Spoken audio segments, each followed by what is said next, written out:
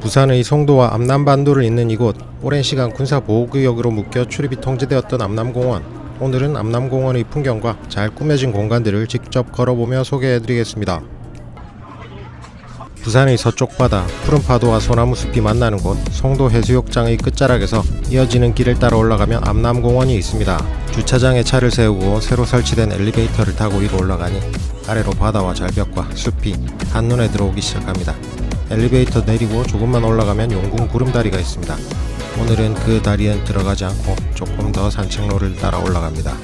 이곳은 송도 해상 케이블카의 도착지입니다. 테마파크 같은 공간이 펼쳐져 있고 공원처럼 보이는 넓은 광장 입구에는 티라노사우루스가 서 있습니다. 티라노사우루스의 목을 보시면 치료 중이라고 밴드가 붙어 있고 그 위에 붕대처럼 비닐을 칭칭 감아놨습니다. 목에 움직이는 기믹이 손상이 돼서 저렇게 임시로 처리를 해놓은 것 같습니다. 입에 빨간 거 묻혀놓은 거 육식공룡이라고 저렇게 표현해놓은 것 같은데 없어도 괜찮지 않을까? 목은 치료 중이지만 꼬리는 강아지처럼 잘 움직이고 있습니다. 입에 빨간 게 묻어 있는 걸로 봐서 방금 식사를 마치고 기분이 좋아서 꼬리를 흔들고 있는 게 아닌가 싶습니다. 저도 어릴 때 공룡을 참 좋아했습니다. 목에 깁스를 하셨어요. 이거 고생이 많다. 그 옆에는 브라키오사우루스가 있습니다. 대충 봐도 학계에서 얘기하는 실물 크기보다는 많이 작아 보입니다. 실물 크기면은 훨씬 웅장했을 텐데요. 또 그 옆에는 이구아노돈이랑 그 등에 엎여있는 벨로시랩터가 있습니다. 둘 사이가 친해서 엎여있는 건 아닐 거고요. 사냥 장면이 아닐까 싶네요. 그 반대편에는 트리케라톱스가 있습니다. 여기서 TMI를 좀 방출하자면 여기 있는 공룡들이 살았던 시기가 다들 다릅니다. 브라키오사우루스는 주라기 후기, 이구아노돈은 백악기 전기, 트리케라톱스랑 티라노사우루스만 백악기 후기에 살았던 공룡입니다. 이렇게 말씀드리면 감이 잘 안 오시죠? 브라키오사우루스는 티라노사우루스보다 8천만 년 전 공룡입니다. 8천년 아니고요. 8천만 년 전에 살았던 공룡입니다. 그리고 그 둘의 공룡 사이에 이구아노돈이 살던 시대가 있고요. 조금 더 재밌는 얘기를 해드리자면 이구아노돈 위에 벨로시랩터가 타고 있었잖아요. 둘은 같은 시기에 있던 공룡이 아닙니다. 이구아노돈은 백악기 전기고 벨로시랩터는 백악기 후기입니다.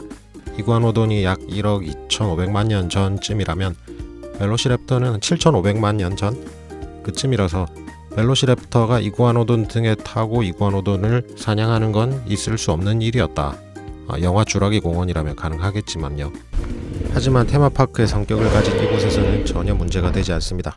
오히려 즐거우니까 더 좋아.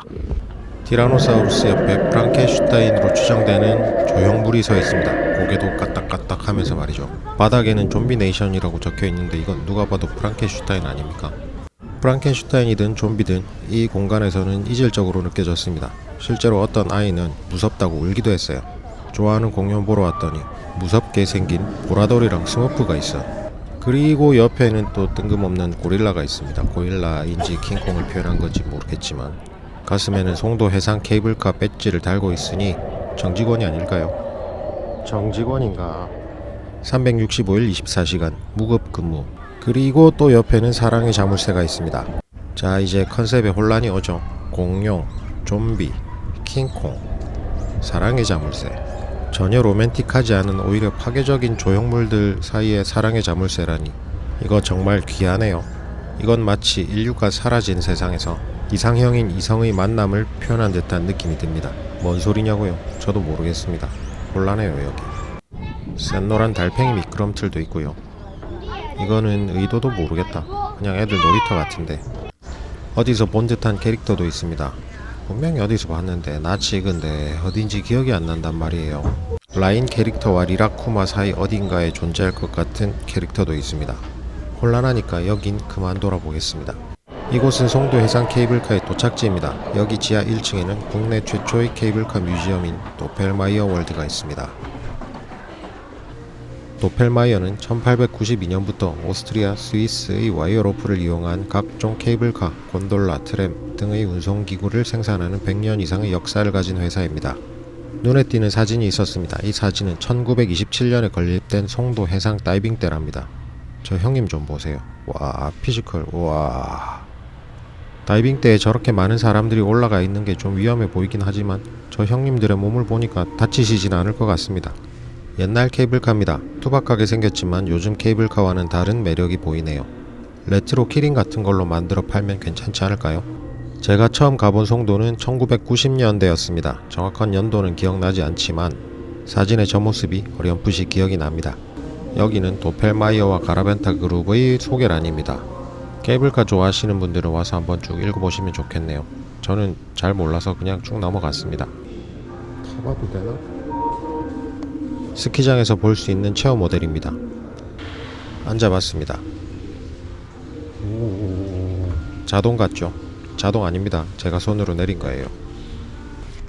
좀 상황이 웃긴데. 어쨌든 이런 식으로 안전하게 사람을 이동할 수 있다는 거. 그립이라는 부품도 전시가 되어 있습니다. 요게 줄에 걸리는 그 부분이겠죠. 케이블카 좋아하시는 분들 꼭 오셔야겠습니다. 이렇게 가까이에서 부품을 볼 수 있다니.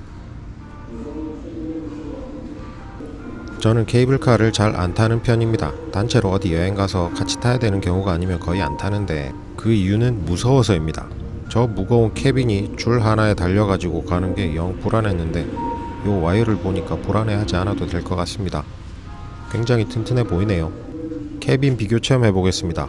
빈티지 캐빈부터 최첨단 캐빈까지. 먼저 빈티지 캐빈입니다. 들어가서 앉아 보겠습니다. 나무로 만들어진 의자가 있네요.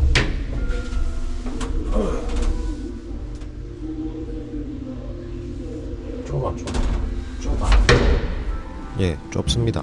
뭐 작으니까 좁겠지. 최신형 캐빈을 체험해 봅시다. 넓네요. 바닥도 유리로 되어 있고 의자도 푹신하고 디스플레이도 달려 있습니다. 디스플레이가 참 많은 기능을 하죠. 비상 상황에 안내도 내보낼 수가 있고 좋은 아이디어 같습니다. 도펠마이어 월드 끝. 하지만 송도 영상은 아직 끝나지 않았다는 점.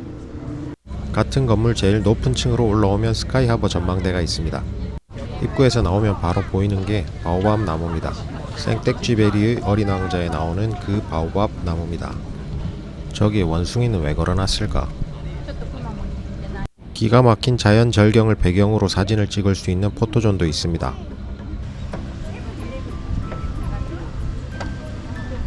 좀 생뚱맞지만 그림 그리는 동상도 있습니다. 한쪽 옆에는 작은 분수가 있습니다. 근데 이게 기울어져 가지고 5군데에 골고루 물이 들어가지가 않아요. 물이 안 들어가는 곳은 로또, 건강이었습니다. 로또와 건강은 대기와 지키기가 어렵다 라는 뜻인가요? 노을이 지고 있습니다. 저는 이 계절, 이 시간대에 촬영 결과물을 되게 좋아합니다. 콘트라스트가 세게 나오거든요. 사진이 혹은 영상이 되게 이쁘게 나와요. 어린 왕자의 여우도 샛노랗게 색감이 잘 표현이 됐죠. 여기 무릎을 꿇고 있는 이 친구는 셀카 거치대입니다. 핸드폰에 블루투스 리모컨이나 타이머를 걸어놓고 이렇게 폰을 꽂아두고 사진을 찍으면 되는 겁니다. 그렇게 촬영을 하면 혼자서도 이 배경으로 사진을 찍어갈 수가 있다 라는 장점. 이 조형물은 어린 왕자의 비행사입니다. 크기가 커요. 저 팔에 매달려서 사진 찍는 거랍니다. 보통 저런 조형물들은 올라가지 마세요, 만지지 마세요 그렇게 돼 있잖아요. 하지만 이곳의 조형물들은 올라탈 수도 있고 만질 수도 있고 이렇게 사진을 찍어 갈 수도 있습니다. 이거는 기억 캡슐을 보관하는 박스들을 쌓아 올려서 만든 조형물입니다. 각 칸마다 열쇠로 열 수 있게 되어 있습니다. 틈 사이로 비치는 햇빛이 매력적이네요. 전망대에서 내려다보는 케이블카입니다. 맞은편에 송도 해수욕장이 보이네요. 그리고 카메라를 오른쪽으로 돌리면 여기는 영도입니다. 제 손가락이 가리키는 곳은 흰여울마을이랑 영도 중리 그 언저리예요. 소원을 들어주는 용 비늘입니다.